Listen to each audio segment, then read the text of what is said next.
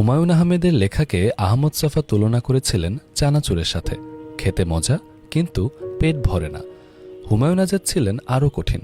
হুমায়ূনের উপন্যাসকে তিনি বলতেন অপন্যাস।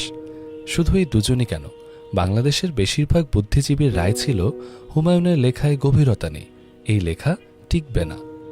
আজ হুমায়ূনের মৃত্যুর এক যুগ পার হয়ে গেছে, অথচ এখনও বাংলাদেশের সবচেয়ে জনপ্রিয় এবং প্রভাবশালী লেখকের নাম কি বলেন তো?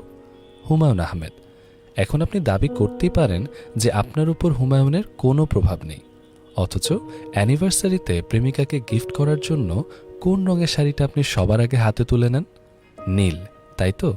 পরিসংখ্যান জানি না, তবে বাংলাদেশের বেশিরভাগ মেয়েই তো প্রেমিকের সাথে প্রথম দেখা করার জন্য নীল শাড়িটাকেই সবার আগে বেছে নেয়, তাই নয় কি? এই যে নীল শাড়িকে প্রেমের প্রতীক হিসেবে প্রতিষ্ঠিত করা, এই কাজটা কিন্তু হুমায়ূনের। আপনি হুমায়ূন পড়েন বা না পড়েন, হুমায়ূন আপনার জীবনে খুব ভালোভাবেই আছে, হয়তো হিমুর হলুদ পাঞ্জাবি, নয়তো রূপার নীল শাড়ি হয়ে। শুধু একটা জেনারেশন না, কিন্তু কম করে হলেও 4টা জেনারেশনকে হুমায়ূন এই ঘোরে আটকে ফেলেছেন। এমনকি গত বইমেলাতে যে লেখকের বই সবচেয়ে বেশি বিক্রি হয়েছিল তার নাম হুমায়ূন আহমেদ। আবার পরের বইমেলাতেও যে লেখকের বই সবচেয়ে বেশি বিক্রি হবে সেটাও হুমায়ূন আহমেদ। পৃথিবীর ইতিহাসে আর কোনো লেখকই এত জনপ্রিয়তা পেয়েছিল? হুমায়ূনের এই ভয়ঙ্কর জনপ্রিয়তার কারণটাই বা কী ছিল? অনেকেই অনেক কথা বলবে। কেউ বলবেন ছোট বই, অল্প সময় পড়া যায়, তাই পড়ে ফেলে। কিন্তু অন্য লেখকদের কি ছোট বই বাজারে নেই? ওগুলো কেউ পড়ে না কেন? আবার কেউ বলবেন সহজ বই, তাই মানুষ সহজে পড়ে ভুলে যায়। অথচ আজ দেখা যাচ্ছে মানুষ তো কিছুই ভুলেনি, বরং হুমায়ূনকেই মানুষ মনে রেখেছে সবচেয়ে কঠিনভাবে। কিন্তু কেন? অনেক কারণেই থাকতে পারে, তবে বলা যায় হুমায়ূন বাংলাদেশের মানুষকে প্রচুর সম্মান করতেন। এই সম্মানটা অন্য কোনো লেখক আমাদের করেননি। খেয়াল করলেই দেখবেন বেশিরভাগ লেখকই চান নিজের পছন্দকে আমাদের উপর চাপিয়ে দিতে। যেমন কোনো কোনো লেখক বাংলাদেশের মেয়েদের টপ আর জিন্স পরাতে চান জোর করে, কোনো কোনো লেখক আবার চান তার নায়িকা ইসলামিক নিয়মে বোরকা পরুক। হুমায়ূন এই কাজটা করেননি। হুমায়ূনের নাটক, সিনেমা বা উপন্যাসে আপনি বোরকা পরা মেয়ে পাবেন, শাড়ি পরা মেয়ে পাবেন, আবার জিন্স পরা মেয়েও পাবেন। উনি ওনার পছন্দ আমাদের উপর চাপিয়ে দেননি কখনো, বরং আমাদের পছন্দ উনি ওনার লেখাতে তুলে আনতেন।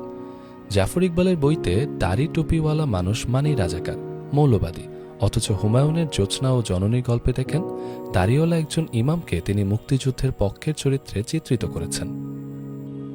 হুমায়ূন কোনো মেয়ের মুখে জোর করে সিগারেট দেননি, হাতাকাটা ব্লাউজ পরাননি, আবার হুমায়ূন তার নায়কের মাথায় টুপিও তুলে দেননি। মানে আমরা যা তাই হুমায়ূন লিখে গেছেন। তাই আর সব লেখকের লেখাকে পর মনে হলেও হুমায়ূনের লেখাকে আমাদের কাছে মনে হয় একান্তই আপন। হুমায়ূনের লেখাতে আমরা আমাদের গল্প পাই, হুমায়ূনের নাটক আমাদের হোম ফিল দেয়।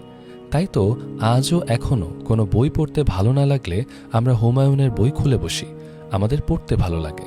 কোনো নাটক দেখতে ভালো না লাগলে আমরা ইউটিউব খুলে হুমায়ূনের কোথাও কেউ নেই দেখতে বসে যাই। আগেও যদিও হাজারবার দেখেছি, তারপরও দেখি, আমাদের ভালো লাগে। হুমায়ূন এভাবেই লেখক থেকে আমাদের বন্ধু হয়ে ওঠেন, যেই বন্ধুর কাছে আমরা সময়ে অসময়ে একটুখানি বসতে পারি, যে বন্ধু আমাদের মন খারাপ থাকলে মন ভালো করে দিতে পারে নিমিষেই। আজ হুমায়ূনের জন্মদিন।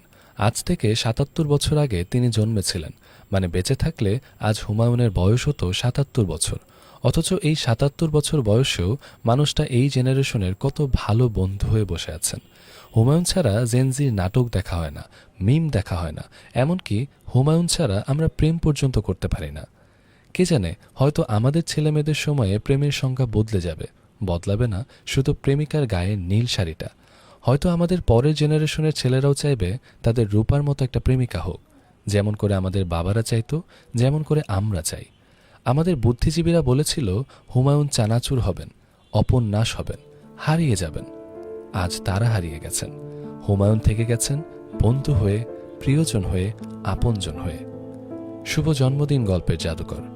এই পৃথিবীতে ফিনিক ফোটা জ্যোৎস্না আসবে, আরও হাজার হাজার লেখক আসবে, কবি আসবে, সাহিত্যিক আসবে, কিন্তু লেখার শব্দ ছাপিয়ে আর কোনো লেখক আপনার মতো আপনজন হয়ে উঠতে পারবে না। একটা জাতির 4 জেনারেশনের বন্ধু হওয়ার ক্ষমতা একমাত্র হুমায়ূনেরই আছে, হুমায়ূনেরই ছিল, হয়তো হুমায়ূনেরই থাকবে।